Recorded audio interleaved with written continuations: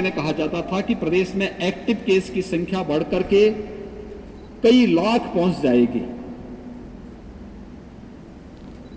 लेकिन उत्तर प्रदेश में सबसे अधिक एक्टिव केस 30 अप्रैल को थे 3,10,000 और आज एक्टिव केस प्रदेश में घट करके केवल 76,000 रह गए हैं।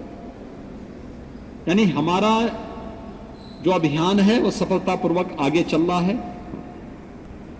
कोरोना का पहला केस जब 2020 में आया था तब प्रदेश में टेस्टिंग क्षमता नहीं थी। हमने जो सैंपल दिए थे उस समय वह एनआईवी पुणे भेजे थे। हमारे पास उपचार की सुविधा नहीं थी। हमने पेशेंट को सफदरजंग हॉस्पिटल दिल्ली भेजा था। आज हमारे पास 3,26,000 टेस्ट आज हम लोगों ने किए हैं। आज प्रदेश में 80,000 आइसोलेशन और आईसीयू के बेड्स मौजूद हैं। प्रदेश ने अब तक 4,67,00,000 से अधिक टेस्ट किए हैं। प्रदेश के अंदर सेकेंड वेव में मैक्सिमम जो पॉजिटिविटी थी वह लगभग 17% तक पहुंची थी, आज वह 2 के आसपास आ गई है। रिकवरी हमारी 94% से अधिक है। ये लगातार उसमें वृद्धि हुई है। और यही नहीं, सेकेंड वेव पर प्रभावी नियंत्रण करने के साथ ही हम लोगों ने पोस्ट कोविड पेशेंट थे उनके लिए भी सुविधा देनी प्रारंभ की। हर हॉस्पिटल में पोस्ट कोविड वार्ड के निर्माण की कार्रवाई, उनके मुफ्त में उपचार की व्यवस्था, ये सभी कार्रवाई प्रदेश के अंदर सफलतापूर्वक चल रही है। थर्ड वेव की आसन्न संकट को भी ध्यान में रखकर के हमारी तैयारी अभी से प्रारंभ हुई है। अभी से पीडियाट्रिक आईसीयू के निर्माण की कार्रवाई, एनआईसीयू के निर्माण की कार्रवाई हर मेडिकल कॉलेज में, हर डिस्ट्रिक्ट हॉस्पिटल में हम लोगों ने अभी से प्रारंभ कर दी है। कोविड प्रबंधन और भविष्य की अन्य आसन्न चुनौती का सामना करने के लिए आज मैंने आजमगढ़ मंडल की समीक्षा बैठक यहां पर ली है। यहां पे तीनों जनपद के, मंडल के तीनों जनपदों के जिला प्रशासन ने, हेल्थ वर्कर ने, कोरोना वॉरियर्स ने, जागरूक जनप्रतिनिधियों ने पूरी ताकत के साथ इस समस्या का समाधान किया। और आज अगर हम इस जनपद और मंडल की बात देखें तो जहां पे पॉजिटिविटी रेट एक बार 14-15 के आसपास पहुंच गया था, आज घट करके 1 से नीचे आ चुका है। रिकवरी 94% से अधिक है। सेकेंड वेव में हमारे सामने संकट आया था ऑक्सीजन प्लांट, ऑक्सीजन की। आज हर जनपद को उत्तर प्रदेश के अंदर ऑक्सीजन में आत्मनिर्भर बनाने की दिशा में ऑक्सीजन प्लांट स्थापित किए जा रहे हैं। हम प्रदेश के अंदर 377 से अधिक ऑक्सीजन प्लांट स्थापित करने जा रहे हैं। और इस जनपद में भी और इस कमिश्नरी में भी 15 नए ऑक्सीजन प्लांट हमने प्रस्तावित किए हैं, जो मेडिकल कॉलेज में, डिस्ट्रिक्ट हॉस्पिटल्स में, सीएससीज में, जिन्हें स्थापित करने का कार्य यहां पर किया जाएगा। निगरानी समितियों ने इस सेकेंड वेव को रोकने में बहुत बड़ी भूमिका का निर्वहन किया।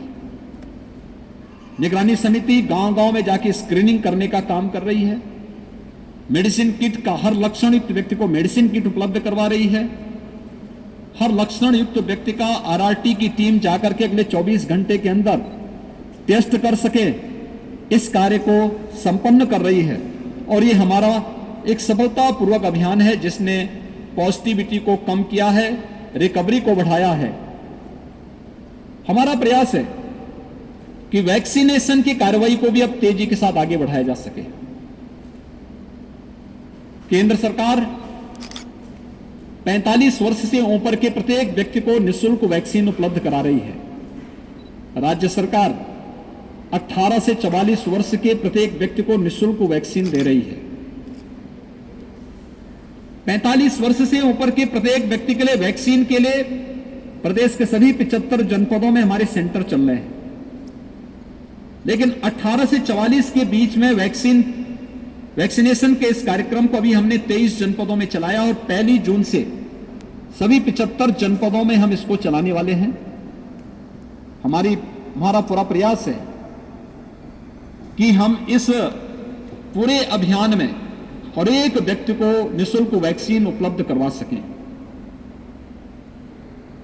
इस अभियान में हम लोग टारगेट कर रहे हैं खासतौर पर 12 वर्ष से छोटी उम्र के बच्चों के अभिभावकों को। इन्हें एक सुरक्षा कवच के लिए वैक्सीन अवश्य उपलब्ध करवाई जा सके, जिससे वे अपने बच्चों को सुरक्षा कवच दे सकें। और उस दिशा में एक प्रयास प्रारंभ हो रहा है। दूसरा, हर जनपद में हम लोगों ने 1 जून के बाद से प्रारंभ किया है कि हर जनपद में न्यायिक अधिकारियों के लिए और मीडिया के लिए भी अलग से बूथ बन जाए, जहां पर वे और उनके परिवार के लोग वैक्सीन लेकर के कोरोना महामारी से बचाव के लिए अपने आप को सुरक्षित कर सकें। कोरोना के खिलाफ देश की इस लड़ाई को मजबूती के साथ आगे बढ़ाया जा रहा है।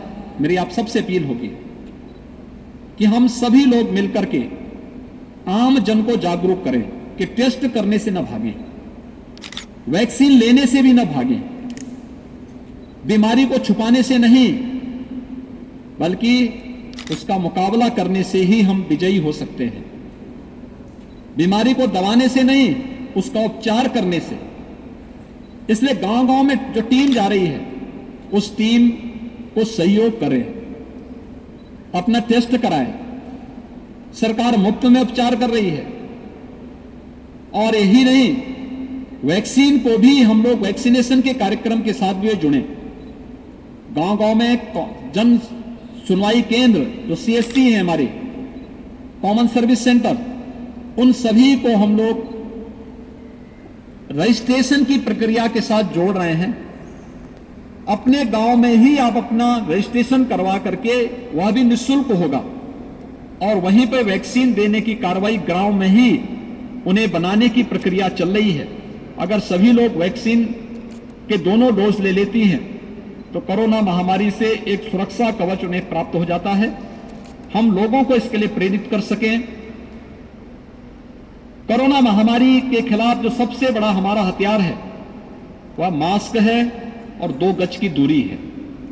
हमें प्रत्येक व्यक्ति को कहना चाहिए, व्यापक पैमाने पर जागरूकता पैदा करनी होगी कि हाई रिस्क कैटेगरी से जुड़े हुए लोग बाहर न निकलें, वे लोग घर के अंदर रहें, जिनमें 60 साल से ऊपर के लोग, 10 वर्ष से नीचे के बच्चे, गर्भवती महिलाएं, कमजोर इम्यूनिटी से जुड़े हुए लोग, एक या एक से अधिक बीमारी से ग्रसित कोई भी व्यक्ति घर के अंदर रहें, घर में भी मास्क पहने। शेष अन्य लोगों को बाहर निकलने की आवश्यकता जब जरूरी हो तभी आए, लेकिन मास्क जरूर पहने। स्वच्छता सैनिटाइजेशन पर विशेष ध्यान दें। सरकार जनता के जीवन और जीविका को बचाने के लिए पूरी प्रतिबद्धता से कार्य कर रही है। इस अभियान में हर जागरूक नागरिक को भी हिस्सेदार बनना चाहिए, अपना सहयोग देकर के इस अभियान को सफल बनाना चाहिए। धन्यवाद।